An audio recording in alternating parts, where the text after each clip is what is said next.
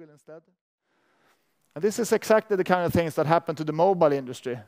We have Sony Ericsson here, for example. They have about 250 models. They've been doing phones for about 50 years. They are in most parts of the world, including China. And they're more or less having a big problem with earning money at the moment. While these guys are earning enormous amount of money. They've sold 4 billion apps. These guys never sold one app. And the big difference is that this flute that I was playing on, for example, it's produced by someone in the world who wanted to produce a flute, and they provided him with an open platform where he could sell it or even give it away for free. If you went to Sony Ericsson about 3-4 years ago and said, I have this idea, I want to build a flute in your phone, they would say, like, great, it will cost you $1 million a year in licensing, and we want 50% of everything you sell it for. If he would have said, I want to put it in there for free. No, you don't put it in for free. Because we own the technology. Of course, Apple is still kind of closed. But then we have the new Android that came about 2.5 years ago, which is the Google operative system, or OS.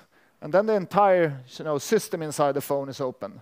And we have already seen how there's more Android sold than the Apple phones. And suddenly you can do whatever you want in the system. And if you're a telco, like, for example, Samsung, Sony, Nokia, you can take this code and bring it down and use it on your phones, which they all are doing right now, because they cannot keep up with the development with Symbian, for example. If you go into bug labs on the net, you can buy parts of Bugbase, which is like a Lego puzzle. You put them together, you then get Android and put it on there, and you've built your own phone. 4 years ago, no big company could build their own phone because it was just too expensive. We can see, for example, how camera technology, we're actually shooting with one of those here, I think. This is the same kind of technology that we now have for 17,000 crowns as Hollywood had access to 1 year ago.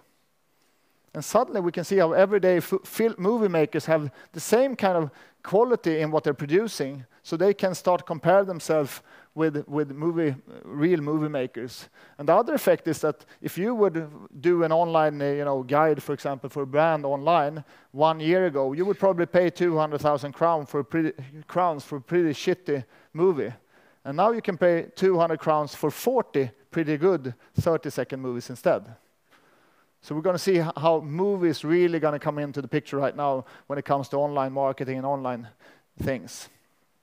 And this has also gotten the effect. We saw Michel Fan earlier, but I don't know if you've seen this guy.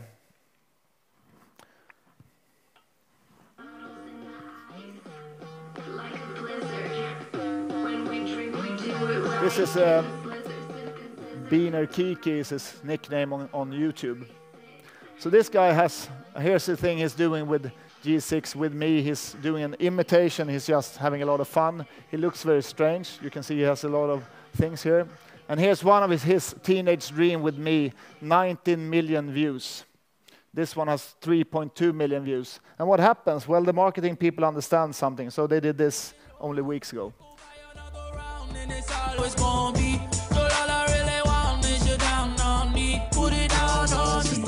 Party jumping, shorty, she's a perfect 10. She rock her hips and roll her pretty hips smart, and drop it down like it's nothing. She shit just like an hourglass. You see how fast an hour passed. So here's 50 Cent going home to this guy.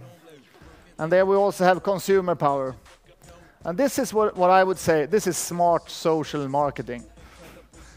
He goes straight into one of the guys that has the most traffic connected to hip-hop music online. And then he goes into the guy's home at home and he spends some time with him, and it becomes, of course, a super hit.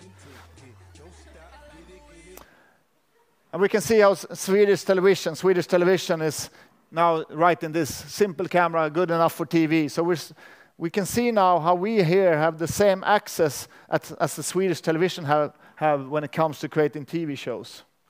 But in Stanford, someone else is continuing with this open licensing format and producing a backend or the system part connected to the camera. This front is, of course, Canon. That is called Frankenstein camera. Which means if you here, for example, would want to start a local camera manufacturer, you could download all the specs for this for free because it's open sourced. and then you can start challenging Nikon and Canon with the camera. And Nikon and Canon themselves, they are saying that within maybe 5 years' time, they can never charge very much money for the back end because it's slowly starting to become digitalized. And when it becomes digitalized, the open source community can challenge Canon on how to build the best camera. They will only have the lenses to compete with. We can then go into Shapeways, which is a community-based platform in Denmark where you upload 3D files, and a lot of people in here might know how to do 3D. So you can upload your own 3D files, and then you print these in plastics, titanium, bronze, and silver, which means you upload files like we do it at home, and then you get it out from a printer. Real products. This one is printed in this place. And you don't even have to put it together. It comes out like this from the printer. Right now, if you want to buy one of these for your own purpose, it's pretty expensive. It's $17,500. And it prints like these big things in one coloring plastic things. So it's not really good. But if you remember back in 1995, we printed a 4-color printer to print photos cost this much. And in 2000, we printed our own color prints, and Kodak had pretty big problems. So personally, I think that in 5 years' time, I'll have one of these printers. And when I lose my Lego, I go into Pirate Bay and I steal some Lego and I print it. So if you're representing a brand here that produces small things, you should start to think, how is this going to affect us? If I would be Lego, for example, I would already now open source Lego and say, we're giving it away. You can buy our Lego in the stores, but the actual licensing, we're giving it away as long as you help us and build it. Because that would ensure that Lego would be 10 times better when this comes along. You can buy one in China already for $2,600. It's not so good. And then you can buy an open source one for $950. This is open source. So here, the printer is even open source. And it prints 85% of itself when you get it home. Do you all understand this? It's pretty cool that we will have printers only in 5 years' time that can print real objects. Imagine what this will do for example, for local industrial designers that have ideas. They can sell one thing that they produce on a global level if they send it. We will have app stores where you buy 3D models to produce your own, jewelry, for example, at home. Last but not least, this is all going mobile at the moment. We can now see how Facebook, with 550 million users, together with the OS platform for iPhone, for example, 120 million users, together is moving people online into the mobile world. Because suddenly we have all these people here, 20% interact with Facebook on a daily basis through mobile phone. But they say that these 20% interact 3 times more with Facebook than the people who are at home on a computer. Which means that's enormous amounts of people that are now starting to use their mobiles to interact with things online. And that will, of course, have an effect on how brands interact with their consumers as well. We are looking at TV online here in Sweden. We have SVT Play. It works fantastic. We are consuming books with the Kindle, for example. And the Kindle, just to make sure everyone has understood that, the Kindle is not about that thing there. The Kindle is a platform. And that's what I said before, that I feel a little bit sad about the fact that we have not even gotten to this stage in Sweden. The Kindle is, I have one of those at home because it's really good to read at. When I'm traveling, I'm reading on this one. If I turn the page on this one, I'll turn the page on all my readers. And the library is digitalized and I'll keep it forever.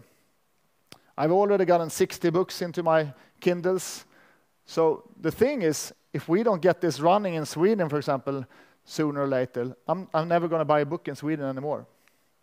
So all these bookstores that we have in the cities are going to disappear. And you might think, I'm not going to read digital books. I like paper. That's a common comment. But in the States, already since the iPad was launched, they've seen a change. So now 9.5 or almost 10% reads books through the digital iPads and Kindle readers. And on Amazon, which is the biggest sales place in the world for books, 2/3 of the books are sold through the digital interfaces already.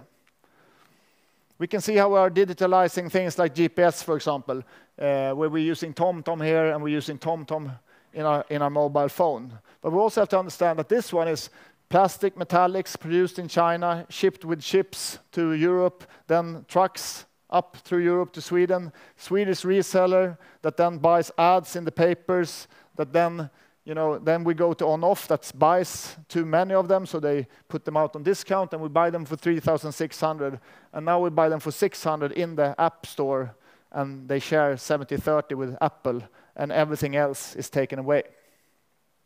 So the digitalization right now of businesses is not only affecting TomTom here, it's affecting people who are shipping these products, advertising these products and everything.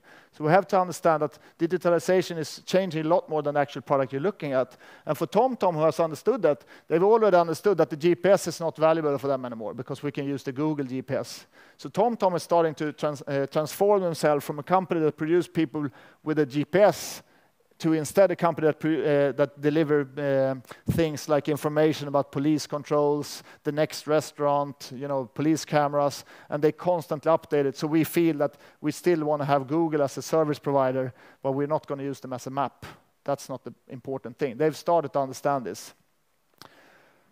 We're digitalizing our games, classical games like Alphabet or Scrabble, and here we can see a chat conversation going on. I played this one with 3 friends all summer. Through Facebook. When you log on to these platforms, you can see Play Now, Play Facebook Friends, Local Network. When you play them, they can look like this, for example. So you have 2 iPhones that hold your, the things you're holding, whatever it's called, and then you put them on the table, which is an iPad.